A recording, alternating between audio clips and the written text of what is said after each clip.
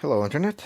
This is a very unique GPU. Hall of Fame or Hall of Shame, I don't know, whichever way you'll want to look at it, made by Galax. And it came in with a complaint that it crashes when drivers load. I've had 0 crashes when drivers loaded, but for some odd reasons, my motherboard refuses to run in x16. And so I thought to myself, I'm going to take this thing apart, take a good photo of it for good memories, so that I will have something to show my kids one day. And I noticed a little tiny green spot on the bottom of the card. That's usually a red flag of some sort. So I want to take a look at it and see what does that green spot represent. I'm guessing something along the lines of repair. Card is extremely heavy. The I/O is bent. There's a switch to override the fans to the max at will. And I think that this card had been worked on before. I'm not sure by whom. It doesn't really matter. What matters is I want to see what happened in here. Looks like some excessive amount of thermal pads. Looks like some repairs were done to the traces. I'm really hoping that that wasn't what's causing the issue. Let's have a look under a microscope. Obviously the card is all dirty, and so it looks like we've got some terrible repair. That probably explains why card could potentially be crashing as soon as drivers installed on the user's computer, but not on mine. You can see there's a huge scrape that went along here. So as a matter of fact, let's go ahead and test this. See if we even get a reading of the data lines. We might, but who knows? That's not going to mean that everything's working well. So it looks like we have the reading here, but because everything is covered with mask, there's no way that I can really test this. So what I'm going to do is I'm going to fix this mess and apply some flux in here. Should I lower the light? Will that help or no? The amount of light does not seem to help. Okay, so we're gonna apply some flux in here, and we're gonna apply some heat with some hot air. Hopefully we can break all this away without damaging the board. I want to see that repair, just how terrible it is, and get it done right, or at least better, because judging by the way that the capacitors were positioned, that was most likely the problem here. So it looks like the trace went along this way, a little bit more, just a little bit more flux. Very unfortunate that this card got into the hands of somebody else. This would have been done a lot cleaner if I had it here first, but it is what it is. Who cares? It's here now. Let's do our best to get this thing fixed the right way, whatever the right way might be. Let's see if I can scrape away the green junk as much as I can. I think that's probably enough damage. I don't want to inflict any more damage to this board, so we'll just leave it the way it is. So what I like to do is, well, first clean everything up, obviously, and then I'm gonna be fixing this with pads. Hopefully we have enough of a trace to do that, though it doesn't look like we do, but we'll give it a shot nonetheless. You'll see the technique that I use, and maybe you'll like it, or maybe you won't. Who cares? That's not gonna stop me from doing that. Put a little bit of flux in here. We should be able to get some wiring here, some proper restoration on this end, not so much on the bottom. So what I like to do is I take the pad, and I need to get ready. I need to get some solder on the tip, and so I would press that pad right where it's supposed to be, and solder the tail along the trace. Let's see if I can do this. Something like this. See? Right there. That's what I wanted to see. I'll break away the excess. Put some flux in here. It looks like we might be able to do the same thing for the second pad. Let's go ahead and get a little bit closer to the repair area because it's hard to see. There we go. A little better now. all that white is kind of reflecting, so it's hard for you to see. Things kind of get dark, and me adjusting the lights. Let me see if I can play around with some exposure. Maybe I give you a little bit more exposure. Uh, let's see. Let's do +2. Maybe +1 or something. Oh yeah, there we go. There you go. That looks lovely. Okay, let's continue on. So that looks great. Let's grab another pad and basically repeat the same thing and see how lucky we can get. Get everything lined up as good as we can. A little bit of a mess in here. Let's see if we can clean up that mess without causing any problems. There we go. I think that looks like what I expected it to be. We can break away unnecessary remains of the tail. Something like that. Okay, there we go. Now let's clean that up with a little bit of heat, alcohol. Starting to look good. Alright, now I'm gonna secure those pads with some solder mask.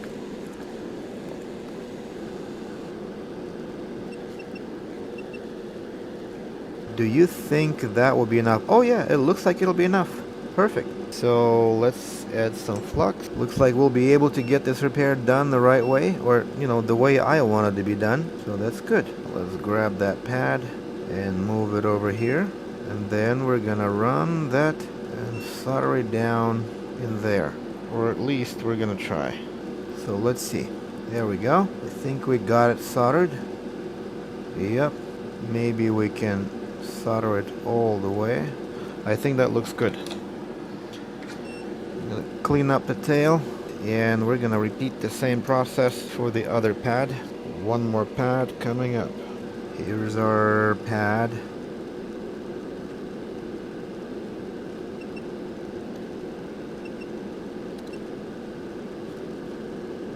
Okay, there we go. That looks interesting, so let's go and clean that up. Actually, I'm going to cut the tail off. Oh, there's no tail. It all soldered down. Everything was used. There's nothing left of that tail. Incredible. That's starting to look good. We do need to do a little bit of repositioning here. Just a little tiny bit. Get that trace into the groove, something like that. And apply some solder mask.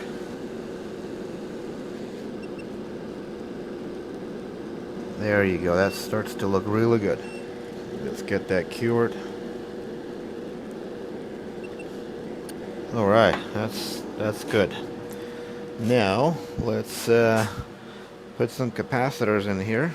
We're going to be stealing them from pretty much any card. Apply some flux in here under these pads. We're going to make sure that these ones are soldered as well. And let's introduce some. Actually, I need to put a little bit of solder on these pads. I know the capacitors that I'm going to be bringing in will have some solder, but I want just a little bit more.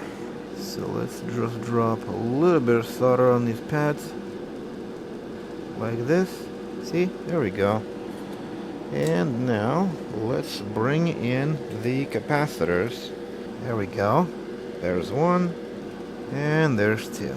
And we're going to reattach this one here and this one here just to make sure that they are connected.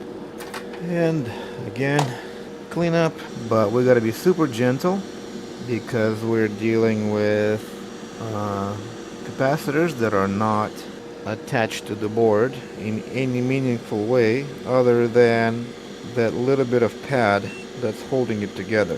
So we need to clean out all that flux from there very gently and then secure all of that with some mask. So let's continue on slowly and carefully dissolving all that flux with alcohol until it's completely gone. I think that looks like it's ready. I don't know. Hard to say. Maybe some more. Gotta be super careful. Probably try to blow it through with some spray.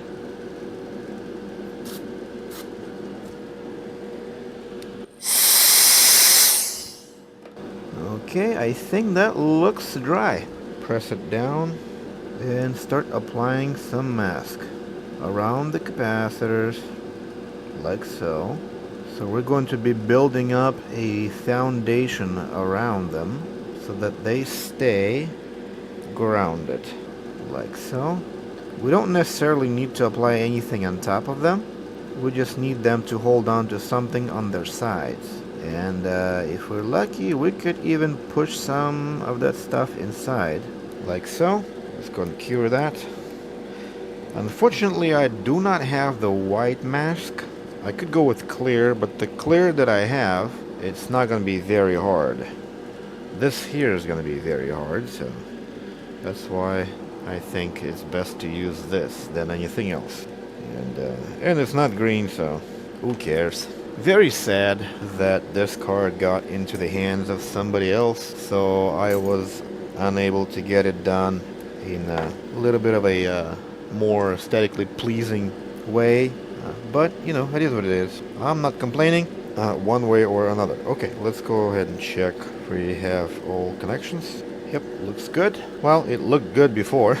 I'd say it looks just as good now. But I still want to make sure that this thing runs as expected. Before I do that, I want to take it completely apart, clean it up, take some good and beautiful photos if I can, and then we're gonna run some tests on this thing just to confirm that it works. The interesting thing, though, is that this particular card, not only that it's covered with some hair and some interesting sticky stuff, probably silicone from pads, I don't know, and obviously it needs cleaning, but the interesting part about this particular one is that it has two high power connectors, so it can melt twice as many power connectors as any 4090 out there. Even the 5090 doesn't have that many power connectors. Okay, that was relatively easy. And messy. Ew, it's nasty in there. Why does it have to be nasty in there? Okay, there we go. The cooler itself is nothing impressive, I must say. If there's anything to note here, there's really nothing to note here. It reminds me the MSI Supreme. It's covered with slime. I don't know what's all that slime, so I'm gonna have to clean all that up. And that's really it. What sets this one apart, and what makes this one worse in my mind, is that it has no fuses. So if any of the driver MOSFETs or any of the capacitors short for whatever reason, then you're gonna blow a giant hole on this board. Imagine you got two power connectors that are capable of setting your house on fire, have no fuses here, though there are these pins here that allows you to probably connect and do some kind of modding and whatnot. And are these powered by Infineon chip? I wonder what's driving all these phases. I'm guessing we have Infineon power stage setup in here, so let's go ahead and take a look. Yep, the driver MOSFETs are definitely Infineon, and the controller is none other than the Infineon XPDE 182G7. Wonderful. So this is basically, you could think of this as an AMD board with the NVIDIA chip. Whether that's good or not, I don't know. AMDs rarely burn holes in them, most likely because they're using that controller that is fast and smart enough to prevent that, and it's obviously easily programmable and easily adjustable for power, and stuff like that. protections, overvolt, undervolt, overcurrent, undercurrent, the number of phases that you want to operate, temperature, thresholds for like shutting off your power delivery to the power stages if the temperatures are too high on the driver MOSFETs, things like that. So a lot of cool safety features that are easily configurable with the programming interface. In any case, I'm gonna have to go ahead and clean this out. This thing is ridiculously messy. I'm going to show you just how messy this thing is. So there are these slimy stuff. Like, I don't know what this is. I hope it's not cancer. I don't know what it is. But whatever it is, I need to get it all off. And it's everywhere. The whole board is just covered with this stuff. Look. So I'm going to go ahead and clean this up. Take a nice photo for my family album and run some tests, and hopefully everything works out. So thanks for watching. Hopefully this was entertaining, and hopefully I can figure out how to take a dump out of that controller just in case. You never know. Might need one day. So that will be it. Have a blessed day, and goodbye.